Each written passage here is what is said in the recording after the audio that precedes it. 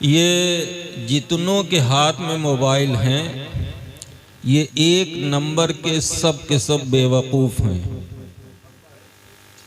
सारी मोहब्बत सब फोटो खींचने में रह गई। रख अंदर से, समझ ही नहीं आ रहा, इतनी देर से कहा जा रहा बहुत बड़ा फोटोग्राफर बना घूम रहा। क्या समझ रहे हो? फोटो खींच के जन्नती बन जाओगे? महफिल तो देखो कौन सी है। ये तुम्हारे सामने बैठे हैं तीन, जिनकी तुम फोटो खींच रहे हो। अब कोई मामूली आदमी नहीं रहे ये, अब ये जन्नती इंसान हो गए। और ये वही इंसान हैं जो कल को किसी न किसी मस्जिद में इमामत करने जाएंगे। आज तो इतनी ताजीम कर रहे हो उनकी, आज तो इतनी इज्जत कर रहे हो, हार फूल डाल रहे हो, इन्हें नोटों का नजराना दे रहे हो, इनकी फोटो अपने मोबाइल में कैद कर रहे हो। और कल जब ये तुम्हारी मस्जिद में इमामत के लिए जाएंगे तो तुम इन्हीं में तुम कमियां ढूंढोगे। यही तुम्हारी मोहब्बत है, सिर्फ एक दिन की मोहब्बत है। इनका मर्तबा समझो, इनका मकाम समझो, और कोशिश करो कि आज इस बस्ती के 3 हाफिज़े कुरान हुए हैं। अगर ऐसे ही तुम्हें मोहब्बत है तो अपने घर से किसी हाफिज को तैयार करो, अपने घर में किसी आलिम को तैयार करो। ये सिर्फ दुनिया में सिर्फ तुम्हारी नमाज जनाजा पढ़ाने के लिए और तुम्हारे निकाह पढ़ाने के लिए नहीं आए, ये तुम्हारा हाथ पकड़ के तुम्हें जन्नत में ले जाने के लिए है। इनका अगर मर्तबा समझ लोगे ना तो कोशिश करोगे कि काश अल्लाह हमें भी बेटा देता, हम भी उसे हाफिज कुरान आलिम दीन बनाते।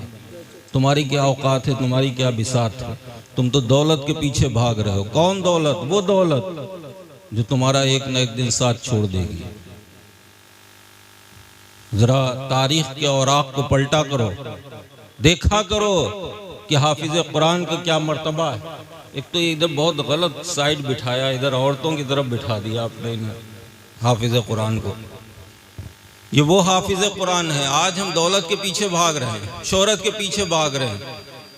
इन हाफिज कुरान का अगर आपको मर्तबा मालूम हो जाए, इनका मकाम मालूम हो जाए, तो खुदा की कसम पूरी पूरी रात आंखों से आंसू बहाओगे और अपने माँ बाप को के बारे में ये जुमले कहोगे कि काश मेरे माँ बाप ने भी मुझे हाफिज कुरान बनाया होता।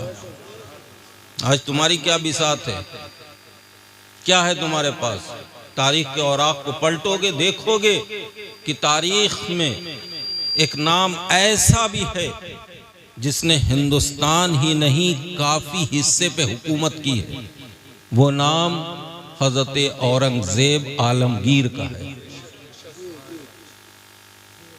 बादशाह हुए अपने वक्त के, उनके पास किसी चीज की कमी थी? जब हिंदुस्तान पाकिस्तान ये सब एक में था तब हुकूमत करते थे। उन्होंने जब अपने बेटे को मदरसे भेजा था, चाहते तो यूनिवर्सिटी में भेजते, चाहते तो बहुत बड़े कॉलेज में भेजते, डॉक्टर बनाते, इंजीनियर बनाते, प्रोफेसर बनाते, क्या कुछ नहीं बना सकते थे। लेकिन नहीं, वो जानते थे ये डॉक्टर बेटा सिर्फ दुनिया में काम आएगा।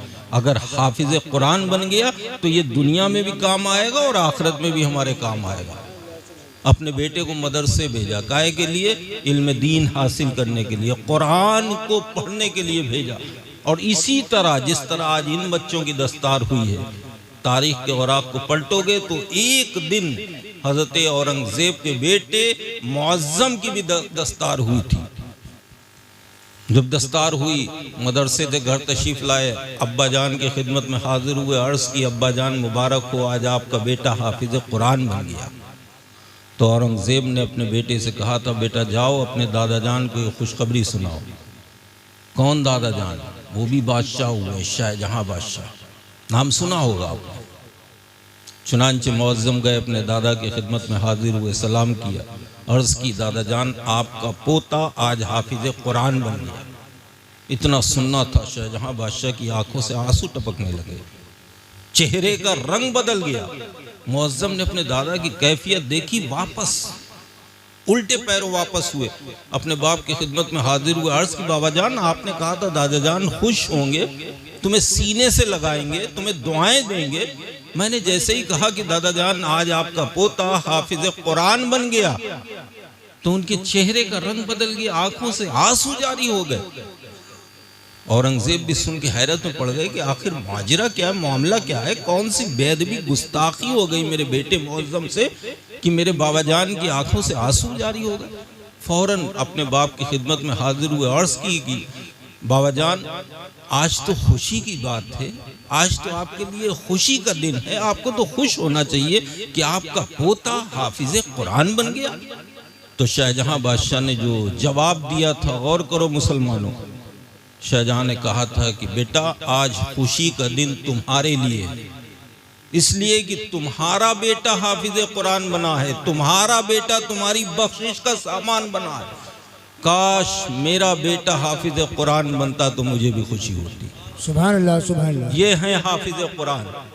आज हम बस थोड़ी देर महफिलों में बैठ के, आज हम दीन से कितना दूर हो रहे हैं। आपने देखा थोड़ी देर के लिए हम अपनी नींद को नहीं कुर्बान कर सकते। हम इस महफिल में जब हम आए थे देखा तो ताहद्दी निगाह सरीसर नजर आ रहे थे। जैसे ही दस्तारबंदी का मंजर सामने आया, न जाने कितने लोग अपने घरों को वापस चले गए, इसलिए कि शायद थोड़ी देर पहले अगर उन्हें सोने को ना मिलता पता नहीं कौन सी बीमारी उन्हें लग जाती। अरे लोगों, जरा अपने ऊपर गौर किया करो कि तुम कौन हो, किस रास्ते पे जा रहे हो। आज तुम्हारी ये कैफियत हो गई, ये हालत हो गई कि तुम एक रात नबी के जलसे में अपनी नींद नहीं कुर्बान कर सकते हो। एक रात के लिए तुम अपना घर नहीं छोड़ सकते हो, अल्लाह और उसके रसूल का जिक्र नहीं सुन सकते हो। थोड़ी देर और ठहर जाते तो जो इनाम मिलने का वक्त था, काश तुम इनाम लेके अपने घर को जाते, तुम्हारी दुनिया और आखिरत दोनों बदल सकती है। हर इबादत का मकसद दुआ होती है, दुआ। आपने शाम से लेकर इस वक्त तक इस महफिल पाक में बैठे आपने न जाने कितने नातिया कलाम सुने होंगे, बिलखुसूस मुफ्ती गुलफाम साहब की तकरीर, जो कि मुझे भी बहुत पसंद आई, बहुत अच्छा बयान किया। अल्लाह तबारक व तआला की बारगाह में अरीज़ा है कि आपको उस पर अमल की तौफीक अता फरमाए और हजरत को और ज़्यादा क़ुव्वत गोयाई अता फरमाए। बहुत खूबसूरत बयान। लेकिन मेरे भाई, आपने ये सुना, अब आपको इनाम मिलने का वक्त था। ये तो वही मिसाल हो गई कि एक मजदूर ने सारा दिन मजदूरी की, उसके बाद शाम को किसी बात पे मालिक से कहा सुनी हुई, बगैर पैसे लिए अपने घर वापस चला गया, सारी मजदूरी बेकार गई। आपने शाम से लेकर इस वक्त तक जलसा तो सुना, लेकिन जब आपको दुआ के वक्त इनाम मिलना था कि यहाँ से दुआ की जाती, इतने लोग आमीन की कहते, अल्लाह तबारक व तआला पता नहीं किसकी आमीन को, किसकी दुआ को कबूल कर लेता और आपके लिए, हमारे लिए वही दुआ बख्शिश का जरिया बन जाती। लेकिन अफसोस, इतना हमें कहाँ होश है, हमें इतनी कहाँ फिक्र है।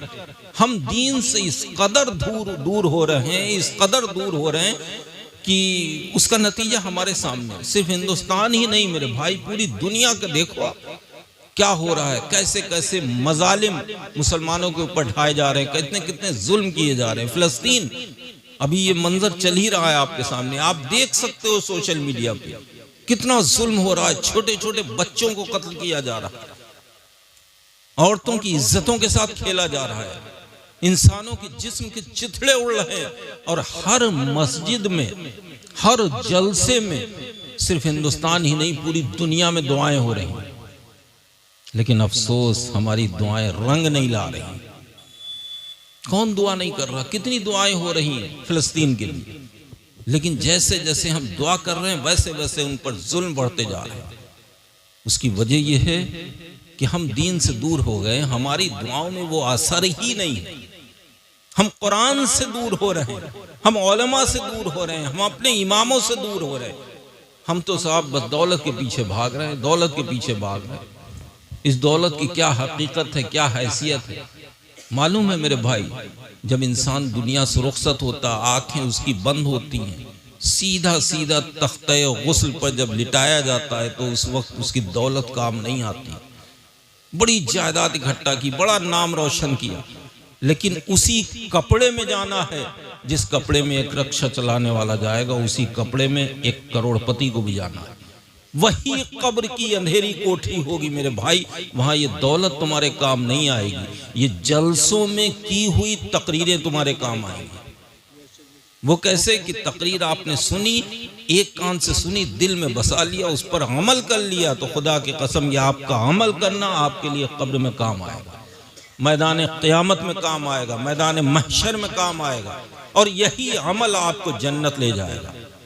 आज हमारी क्या पोजीशन, साहब दौलत के पीछे भाग रहे। हज़रत अली रज़ियल्लाहु ताला अन्हु एक कब्रिस्तान से गुजर हुआ, अल्लाह रब्बुल इज़्ज़त की बारगाह में अरीज़ा पेश किया कि परवरदिगारा, मैं इस मुर्दे से कुछ सवाल करना चाहता हूँ। आपने कब्र की तरफ इशारा किया और पूछा कि ए कब्र में लेटे हुए तेरा क्या हाल है, कैसी गुजर रही है। कब्र से आवाज़ आई, ए अली, कब्र का हाल तो मुर्दा ही बेहतर जान सकता है, ये बताइए मेरे घर वालों के क्या हाल है, मेरे बेटे के क्या हाल है, मेरी बीवी कैसी है, वो बीवी जो हमेशा मेरे साथ रहने की कस्में खाया करती थी, उसके क्या हाल है। हजरत अली ने कहा कि जैसे ही तेरी आंखें बंद हुई तो इस दुनिया से रुखसत हुआ, तेरी बीवी ने इद्दत पूरी करने के बाद दूसरे से शादी कर ली, वो दूसरे के साथ मगन है, तुझे भूल गई। ये है दौलत। उस कब्र के मुर्दे ने पूछा, ऐ अली, ऐ मौलाए कायनात, मेरे जो बेटे थे जिनकी खातिर मैंने रात और दिन मेहनत की थी, दौलत इकट्ठा की थी, मेरे बेटों के क्या हाल है, मेरे बच्चों का क्या हाल है। हज़रत अली ने फरमाया, तेरे वो बेटे जिनकी खातिर तू दूसरों से लड़ जाया करता था, तेरे वो बेटे जिन बेटों के लिए तू हराम हलाल में फ़र्क नहीं महसूस करता था, जब तू इस दुनिया से रुखसत हुआ, तेरा इंतकाल हुआ, तेरी उसी जमा की हुई दौलत के पीछे तेरे बेटे आपस में लड़ गए। हद तो यह है कि अब एक भाई दूसरे भाई का चेहरा देखना गवारा नहीं करता। हम दौलत के पीछे भाग रहे हैं साहब, इन उलमा से दूर भाग रहे हैं, इन उलमा से, ये उलमा जो हमें जन्नत तक ले जाएंगे, जो हमें जन्नत में जाने का रास्ता बताएंगे, हम इनसे भाग रहे हैं। आज हाफिज कुरान की इस टाइम तो इतनी मोहब्बत है इनकी कि साहब अभी मैं हटूंगा यहाँ से, देख अगर मुड़ के देखूं तो पता चलेगा ये हाफिज साहब गोदो गोद चल रहे हैं, गोदों में चल रहे हैं। कल इनका क्या हाल होगा जब ये मस्जिद में इमामत करने के लिए जाएंगे। जरा सा अगर 2 मिनट अजान देने में देरी कर दी तो ए इमाम साहब, आपको टाइम नहीं मालूम है, आज देर कैसे कर दी नमाज में। आज हमारी ये कैफियत हो गई, ये पोजीशन हो गई, जो हमारा रहबर है, रहनुमा है, हमारा कायद है, हमारा मुक्तदा है, हम उसमें कमियां ढूंढते हैं। मेरे भाइयों, अभी भी वक्त है, अपने आप को पहचानो, या अफरा तफरी में अपनी ज़िंदगी ना गुजारो। खुदा की कसम, अगर तुम सच्चे मुसलमान बन जाओगे तो कामयाबी तुम्हारा मुकद्दर बन जाएगी। ये जलसे सजाने का मकसद सिर्फ ये नहीं होता कि हमने साहब मजमा इकट्ठा कर लिया है, सुबह 4 बजे तक चलाया तो हमारा जलसा कामयाब। जलसा कामयाब होने की दलील ये नहीं है। जलसा तब कामयाब होता है जो यहाँ पर बयान किया जाए उस पर आप अमल कर लें। मिसाल के तौर पे आपकी मस्जिद में अगर फज्र की नमाज में 20 नमाजी होते थे, जलसा सुनने के बाद, मुफ्ती गुलफाम साहब की तकरीर सुनने के बाद अगर 20 से 25-30 नमाजी हो जाए आपकी मस्जिद में, तो समझ लेना हमारा जलसा भी कामयाब है, हमारी जिंदगियां भी कामयाब है। सुभान अल्लाह, सुभान अल्लाह, नारे तकबीर। समझे मियां, जलसा सिर्फ भीड़ कसरत जलसे की कामयाबी की दलील नहीं है। ये जश्न गौसे आज़म ही होगा शायद, वही चल रहा सीधा ना, अज़मत मुस्तफ़ा का। खैर दोनों चीज़ें शामिल कर देता हूँ, बस एक बात है कि सरकार गौसे आज़म, अल्लाहु अकबर। आप जानते हैं कि जब दुनिया में तशरीफ़ लाए तब भी आप वली थे, जब आप अपनी माँ के शिकम पाक में थे तब भी वली थे। कैसे कि जब मेरे आका मुस्तफ़ा करीम हज़रत आदम अला नबीना जब मिट्टी और पानी के दरमियान थे तब भी नबी थे, और मेरे गौस जब अपनी माँ के शिकम में थे तब भी वली थे। सुभान अल्लाह, सुभान अल्लाह। लेकिन आपने बारहा सुना होगा, हमारे खुतबा आते हैं, तकरीर में आपको एक वाक़या सुनाते हैं, हल्की सी झलक मुफ्ती साहब ने भी सुनाई कि जब आपने जीलान में जितना निसाब था सब पढ़ लिया आपने, अब आपको और ज़रूरत पड़ी। वो आप लंबा किस्सा है कि माँ ने कहा, बेटा अब तुम्हारी पढ़ाई मुकम्मल हो गई, अब तुम जाओ खेती एती करो। तो आप गए खेती के लिए, आपका बैल जिसे लेके जा रहे थे चलते चलते रुक गया। गौसे आदम ने उसे बढ़ाने की कोशिश की तो वो गौसे आदम के कदमों पे अपना सर रख के कुछ कहने लगा। अल्लाह तबारक व तआला ने उस बैल को ज़बान दे दी, और उस बैल ने कहा कि ए अब्दुल कादिर, तुम्हें अल्लाह ने खेती करने के लिए नहीं पैदा किया, बल्कि लोगों के दिलों में तुम्हारे नाना जान की मोहब्बत पैदा करने के लिए अल्लाह ने तुम्हें दुनिया। सुभान अल्लाह, सुभान अल्लाह। चुनांचे अलगरज मुख्तसर यूं समझिए, लंबा खींचना मकसद नहीं है। जब सरकार गौसे आजम जा रहे थे अपनी वालिदा से इजाज़त लेके कि अम्मी मैं जा रहा हूँ पढ़ने के लिए, किस्सा लंबा है, मुख्तसर उसमें समझिए। तो माँ ने क्या कहा था, क्या नसीहत की थी, आप बखूबी जानते होंगे, सबको मालूम है। माँ ने कहा था बेटा कभी झूठ नहीं बोलना जी, कहा था ना, कभी झूठ नहीं बोलना। ये बताओ कि गौसे आजम की माँ कोई मामूली माँ तो थी नहीं, वो अपने वक्त की वलिया थी, आबिदा जाहिदा तैयबा ताहिरा थी। सुभान अल्लाह। वो जानती थी कि मेरा बेटा अब्दुल कादिर अपने वक्त का वली है। झूठ बोलने का तो कोई सवाल ही नहीं था, लेकिन मेरे गौस की माँ अपने बेटे को नसीहत कर रही है, बेटा कभी झूठ नहीं बोलना। उसकी वजह क्या है? उसकी वजह यह है कि हर वली किसी न किसी नबी के कदम पे पैदा हुआ, किसी न किसी नबी का अक्स बन के दुनिया में तशरीफ लाए। मेरे सरकार गौसे आजम अपने आका मुस्तफ़ा करीम के परतो बन के इस दुनिया में तशरीफ लाए। सुभान अल्लाह। कि जो चीज़ें नबियों में होती थी, कोई आपने देखा होगा कि वली बहुत गुस्सेवर रहे, जलाली, कोई जमाली, तो किसी न किसी नबी के नक्शे कदम पे दुनिया में तशरीफ लाए। जो सरकार गौसे आजम तो मेरे आका सल्लल्लाहु अलैहि वसल्लम की जो खुसूसियात, वैसे तो मेरे आका सरापा मोजिज़ा बन के इस दुनिया में तशरीफ लाए। जिस तरह मेरे आका मुस्तफ़ा करीम तमाम नबियों के सरदार, उसी तरह हमारे गौस तमाम वलियों के सरदार। मेरे गौस की माँ ने जो बेटे को नसीहत की थी, उसके पीछे एक बहुत बड़ा पैगाम, इसलिए कि सहाबा की अंजुमन है, मेरे आका मुस्तफ़ा करीम जलवा फरमा है। एक शख्स जो मेरे आका मुस्तफ़ा करीम से बेपनाह मोहब्बत किया करता था, लेकिन ईमान नहीं लाया था। मेरे आका की महफिल में आता, मेरे आका की प्यारी प्यारी मीठी मीठी गुफ्तगू सुनता, उसके दिल में मेरे आका की इतनी मोहब्बत थी कि कोई भी ऐसी महफिल होती कि जहां आका तशरीफ फरमा होते, वो बंदा जरूर आता। एक दिन उसके इश्क ने कहा कि आज मौका अच्छा है, अपने आका की बारगाह में अरीज़ा पेश कर दे। चुनांचे आया, अर्ज की कि हुजूर मैं आपसे बेपनाह मोहब्बत करता हूँ और मैं कलमा पढ़ना चाहता हूँ। मेरे आका ने फरमाया तो पढ़ ले कलमा। उसने कहा नहीं हुजूर, मैं जानता हूँ मजहब इस्लाम को, आपकी सोबत इख्तियार कर चुका हूँ। मैंने सुना है कि जो मुसलमान हो जाता है, कलमा पढ़ लेता है, तमाम बुराइयों से पाक हो जाता है। मेरे अंदर कुछ ऐसी कमियां हैं, कुछ ऐसी गलतियां हैं, कुछ ऐसी चीजें जिन्हें मैं छोड़ नहीं सकता। मेरे आका मुझे इजाजत दे दीजिए कि जो कमियां हैं, जो गुनाह मैं करता हूं, वो करता रहूं और आपका गुलाम भी बन जाऊं। मेरे आका ने फरमाया क्या कमियां हैं तेरे अंदर, क्या बुराइयां? उसने कहा अव्वल तो ये कि मैं शराब पीता, दूसरी ये कि मैं चोरी करता हूं, तीसरी ये कि मैं एक गलत औरत है उसकी सोबत में रहता हूं, उसके पास जाता हूं, उससे ताल्लुक है, और चौथी ये कि मैं झूठ बोलता हूँ। ये चार बुराइयां हैं मेरे अंदर। मेरे आका मैं चारों को एक साथ नहीं छोड़ सकता, इसीलिए मैं कलमा नहीं पढ़ पाया अभी तक। मेरे आका आप करम फरमाइए, इनमें से किसी एक को मेरे लिए फरमा दीजिए, मैं उससे तौबा कर लूँगा, बकिया तीन की इजाज़त दे दिए। मेरे आका ने उसके अपने गुलाम के चेहरे की तरफ देखा, उस शख्स के चेहरे की तरफ देखा, मुस्कुराए और इरशाद फरमाया ठीक है कलमा पढ़ ले। उसने अर्ज की कि हुजूर मैं सिर्फ एक बुराई छोड़ूंगा। आपने फरमाया कलमा पढ़ ले। उसने हाथ बढ़ाया, मेरे आका ने उसे कलमा पढ़ा के दाखिले इस्लाम किया। जब दाखिले इस्लाम हो गया, मेरे आका मुस्तफ़ा ने फरमाया कि ए बेटा, एक बुराई सिर्फ और सिर्फ तू झूठ बोलना छोड़ दे।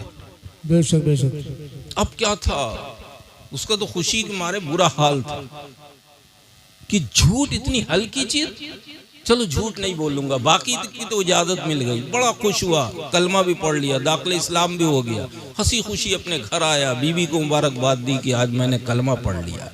बीवी ने कहा ओ कलमा पढ़ लिया और जो तू बुराई करता है, जो गुनाह तेरे अंदर है, उसने कहा उसकी इजाजत लेके आया हूँ, बस एक चीज आज से मैं झूठ नहीं बोलूंगा।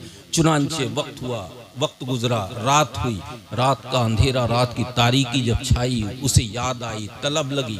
वो गया, उसने एक बोतल निकाली, एक गिलास लिया, उसमें शराब उडेली और उडेलने के बाद बड़ा खुश था कि कैसे करीम आका है कि जिन्होंने दाखिले इस्लाम भी कर लिया, जन्नती होने का टिकट भी दे दिया और मुझे शराब पीने की इजाज़त भी दे दी। जैसे ही उसने शराब को गिलास में लाया, अपने मुंह के करीब किया, उसके दिल ने कहा कि ऐ शख्स ठहर जा, कल जब सहाबा की महफिल होगी, अबू बकर सिद्दीक भी होंगे, उमर फारूक भी होंगे, उस्मान गनी भी होंगे, मौला अली भी होंगे और तमाम सहाबा होंगे। उन्हीं सहाबा की महफिल में तू जाएगा, अगर किसी ने तुझसे पूछ लिया क्या तूने शराब पी थी, तो क्या जवाब देगा? झूठ तो बोल नहीं सकता, अब झूठ तो छोड़ चुका है। क्या कहेगा कि हाँ मैंने शराब पी थी? अगर कह दिया तो वो सहाबा क्या तेरे बारे में सोचेंगे कि जिस मुंह से तूने कलमा पढ़ा उसी मुंह से तूने शराब पी। फौरन उसके दिल ने कहा कि मैं तौबा करता हूं, अब शराब नहीं पीऊंगा। चुनांचे उठा, उठने के बाद उसे याद आया कि चलो चलता हूं उस औरत के पास, इसलिए कि उसकी इजाजत मिल गई। गया, उस औरत के दरवाजे पे पहुंचा ही था, उसे ख्याल आया, उसके दिल ने कहा कि ऐ शख्स, कल सहाबा की महफिल में अगर किसी ने तुझसे सवाल कर दिया क्या तू उस औरत के करीब गया था, क्या जवाब देगा? झूठ तो बोल नहीं सकता कि नहीं गया था। अगर तू सच बोला तो वहां फारूक आजम भी होंगे, मौलाए कायनात भी होंगे, तमाम सहाबा होंगे। क्या कहेंगे तेरे बारे में कि कैसा मुसलमान है, एक तरफ नबी का कलमा पढ़ता है, दूसरी तरफ ये गंदी हरकत करता है, जिना करता है, तेरा क्या हाल होगा? शर्म से सर नहीं उठा पाएगा। उसने फौरन वहीं से तौबा की और कहा कि आज के बाद मैं इस कोठे पे नहीं आऊंगा, इस औरत से कोई ताल्लुक नहीं रखूंगा। जब वापस लौटा तो उसे याद आया कि एक दरवाजा खुला हुआ है, चलो हाथ साफ करता चलूं, इसकी भी इजाजत मिल गई। चुनांचे जैसे ही घर के करीब पहुंचा, सोचा कि घर में घुसूं, चोरी करूं, उसके जमीन ने आवाज दी कि घुस जा घर में। दिल ने कहा नहीं, ठहर जा, जिसके घर तू चोरी करने जा रहा है वो एक मुसलमान है। जब उसे सुबह पता चलेगा कि मेरे घर में चोरी हो गई, अपने आका की खिदमत में हाजिर होगा, अर्ज करेगा कि या रसूल अल्लाह, मेरे घर में रात में किसी ने हाथ साफ कर दिया, चोरी कर ली। मेरे आका के गुलामों ने अगर किसी ने मुझसे पूछ दिया कहीं ऐसा तो नहीं वो चोरी तुमने की हो, क्या जवाब देगा? झूठ तो बोल नहीं सकता। चुनांचे उसने तौबा की कि आज से मैं कभी चोरी भी नहीं करूंगा। हमें क्या सबक, क्या पैगाम मिला कि सबसे बड़ा गुनाह झूठ बोलना। अगर इंसान झूठ से परहेज कर ले तो तमाम गुनाह से बच सकता है। लोगों, अभी भी वक्त है, अपने आप को पहचानो, तुम कौन हो, तुमने किस नबी का कलमा पढ़ा है, तुम्हारे खातिर तुम्हारे नबी ने कितनी तकलीफें बर्दाश्त की, तुम्हारी खातिर तुम्हारे आका, हमारे आका ने पत्थर खाए, फाके किए, सिर्फ तुम्हारी खातिर। और तुम्हें कितनी मोहब्बत है, तुम्हें इतनी मोहब्बत है कि एक रात अपने नबी के नाम पे नींद नहीं कुर्बान कर सकते। मेरे आका मुस्तफ़ा करीम फरमाते हैं कुर्रतु ऐनी फिस सलाह, मेरी आंखों की ठंडक नमाज है। मेरे आका तुम्हारे लिए क्या कर रहे हैं? जब दुनिया में बज़ाहिर तशरीफ लाए तो सबसे पहले तुम्हें याद किया, रब्ब हबली उम्मती। जब दुनिया से बज़ाहिर रुखसत हुए तुम्हें याद किया, ऐ परवरदिगारा मेरी उम्मत के मामलात मेरे हवाले कर दे। और मेरे नबी फरमाते हैं मेरी आंखों की ठंडक नमाज है। आज कितने लोग ऐसे हैं जो नमाज पढ़ के आका की आंखों को ठंडक पहुंचाते हैं। अभी भी आप अपने आप को पहचानो मेरे भाई। इन उलमा को काबिल मुबारकबाद हैं, इन हुफ़ाज़ किराम के माँ बाप जिन्हें इस मदरसे ने आज ऐसी चीज़ दे दी है कि पूरी ज़िंदगी की कमाई अगर इस मदरसे में मदरसे के असातिज़ा और मोहतमिम के कदमों पे डाल दें तब भी इस मदरसे का हक़ नहीं अदा कर सकते। इसलिए कि इस मदरसे ने इन्हें कोई वैसी दौलत नहीं दी है, कोई ऐसी चीज़ नहीं दी जो ख़त्म हो सके, बल्कि इस मदरसे ने इनके माँ बाप को जन्नत का टिकट दे दिया। इन बच्चों को इस मदरसे ने, इनके असातिज़ा ने जन्नत के दरवाजे तक पहुंचा दिया। अब जो इन्होंने पढ़ा है उस पर अगर ये अमल करेंगे, मसलके आला हजरत पर कायम रह के अपनी जिंदगी गुजारेंगे तो खुदा की कसम बरोज़े महशर ये खुद भी जन्नत में जाएंगे और 7 ऐसे लोगों को ले जाएंगे जिन पर जहन्नम का हुक्म हो चुका होगा। तो इन असातिज़ा का एहसान कभी नहीं उतार सकते इनके माँ बाप। इन मदरसों से मोहब्बत करो। आज हमारी जो थोड़ी बहुत पहचान बाकी है तो यही उलमा से, हुफ़ाज़ से, इन्हीं मदारिस से, वरना बाकी हमारी क्या हालत, क्या पोजीशन। देखो इसी मजमे में देख लो, ये मजमा है मुस्तफ़ा करीम का, ये जलसा है जहाँ अल्लाह उसके रसूल का जिक्र हो रहा है, जहाँ फरिश्ते अपने परों का साया किए हुए, वहाँ कुछ ऐसे लोग हैं जो नंगे सर भी खड़े हैं। अफसोस होता मेरे भाई, ये बड़ी नूरानी महफिल है, इस महफिल का अदब सीखो। ऐसी महफिलों में आया करो तो बावजू हो के आया करो, सर ढक के आया करो, और जितनी देर ऐसी महफिल में बैठा करो दुरूद व सलाम के तराने गुनगुनाया करो। ये कोई मामूली महफिल नहीं, किसी नेता अभिनेता की महफिल नहीं है, ये मुस्तफ़ा करीम की महफिल है जहाँ फरिश्ते भी बहुत ही अदब से आया करते हैं। अपने सरों को ढककर बावजू हो के ऐसी महफिल में आया करो, और जो तुम्हें नसीहत की जाया करे उसे गौर से सुना करो, उस पर अमल किया करो। फिर उसके बाद अगर अपने हाथों को उठा के दुआ करोगे तो अल्लाह तुम्हारी दुआ को ज़रूर कबूल फरमाएगा। लोगों, अपनी मस्जिदों को आबाद करो, इन उलमा की सोहबत इख्तियार करो, अपने मदरसों से सच्ची मोहब्बत करो, अपने माँ बाप की खिदमत करो, अपने पड़ोसियों का ख्याल रखो।